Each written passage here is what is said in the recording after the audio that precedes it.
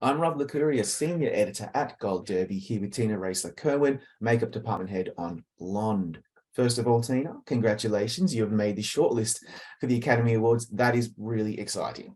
It's mind blowing. It's so exciting, and I can hardly even believe it. I'm thrilled. What happened on the day when you found out? Were you even expecting that? Actually, I was with the hairdresser from Blonde, Jamie Lee McIntosh, and we were on a plane returning from Prague because we'd been working in Prague and we were coming home for the Christmas break. And we didn't even know until we landed. And of course, you land and you turn on your phone and our phones are blowing up. And that's when we found out. And right when we landed in Los Angeles. So it was fun to be together when it happened, and it was fun. I mean, our phones were like, making music. Everybody on the plane was like, could see their phones were exploding. So it was fun. Yeah, that's so cool. Let's talk about your work on the film, because of all the films, I think you're tasked with recreating an iconic real life person that many of us have such entrenched views and expectations on what she's supposed to look like. And if Ana de Armas's transformation is not flawless and real, the film doesn't have the same impact. So much of the film rests on your shoulders, honestly. And so that's no pressure, right? Just no big deal. No pressure. Yeah. So how are you feeling about that prospect when you joined Andrew Dominik's team and you're like, all right, here we go. Where did you start? Well, I think for most of us in the business, we try to start with the script. And although Marilyn was one of the most documented, women in history potentially, we had to narrow it down. And fortunately, Andrew Dominik and his script had narrowed it down for us. And although there were many, many, many looks, that we weren't going to do every single look that, but we did a zillion. I mean, we did so many looks that didn't even make the film. So we started with a script, and then we started researching those images that we had been given. And then we started digging a little deeper to try and find out, what Marilyn looks like without makeup, what Marilyn looks like when her hair isn't done, and just so to start at the basic and then sort of build from there. And then it was about trying to find Ana Marilyn in Ana, and just make there's sometimes small, sometimes very large changes that would represent Marilyn the best. Also Norma Jean, because we started when she was very, very young. And so we had to go through all of the, many, many looks of her as a young actress, Norma Jean, before she found her classic Marilyn. So, it was an enormous task to take on so many looks of this very, like you said, very well-known character.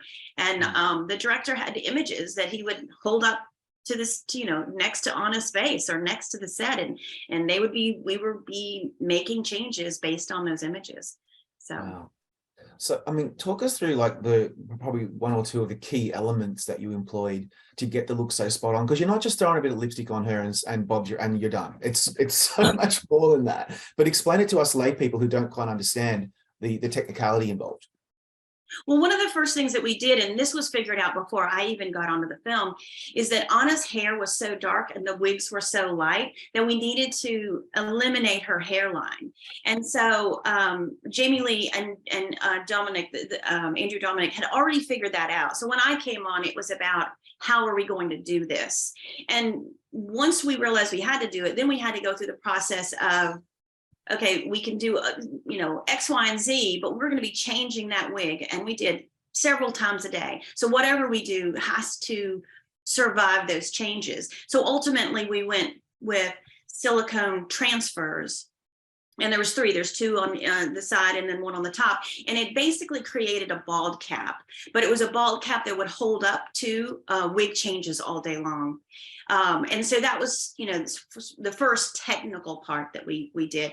And then it was about Ana's brows were too dark, and they weren't the right shape. So then it was about minimizing and lightening her brows. And once we established those first two technical things, then it was about building from there. The wigs could go on, and they didn't have the shadow underneath. And then I was trying to find where to shadow and highlight her eyes to slightly change them and to make them look like Marilyn, or where to contour her face and where to place the lashes so that we could, slightly make her eye more like Marilyn's eye, and just small little tweaks.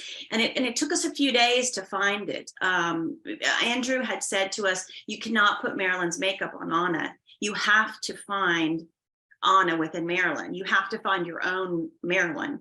And that was, somewhat obvious, but also a little bit, gave me a little bit of wiggle room, because there's Marilyn's makeup and how it's applied is so documented also.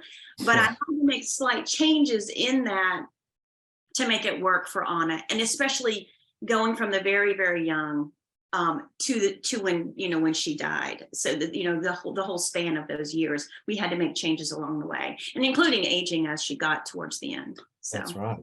And also you're obviously having to reflect Marilyn's emotional state as well, and her motivations and what's happening to her as the film progresses and it starts to become more and more confronting. When she's not the radiant superstar in the spotlight on the red carpet, what goes through your mind as makeup department head to really emphasize her emotional state and journey? Well, part of that process, and I think for all of us, it's great to do the beautiful glamour, but it's also nice to sort of take them apart a little bit and show another side of them, whether it's at home, whether it's when they're, breaking down.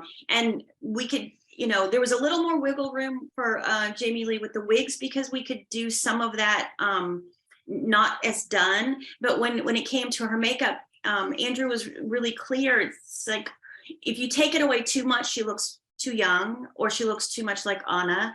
And if you just had to sort of find that little space. And Andrew said, look, we don't know where she's been. She's either come from work, she's going to work, she slept in her makeup. There's no reason to completely pull it all the way back, because then we don't really have Marilyn, we have Ana. And so there was a very fine balance of, lighter lip colors when she was at home, as opposed to some of the more vibrant ones when she was on camera. And on camera we were doing black and white and color, so that was a whole nother challenge in itself. So finding lots of shades that would work for whatever situation we happen to be in, and that could be changing multiple times a day. This was a very tiny film with a very tiny budget and very few days.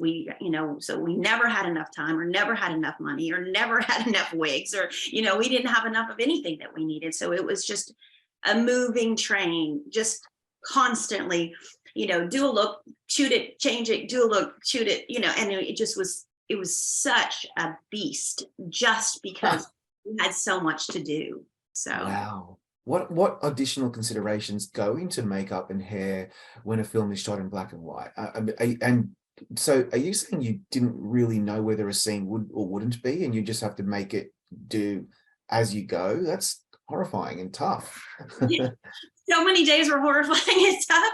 Wow. We definitely, there was a few scenes we knew were going to be in color. Like we knew diamonds were, we knew the diamonds was going to be, the whole dance sequence was going to be in color, but there were other moments that we didn't. And so not only did, Jamie Lee carry wigs on set, I carried just a ton of lipsticks on set.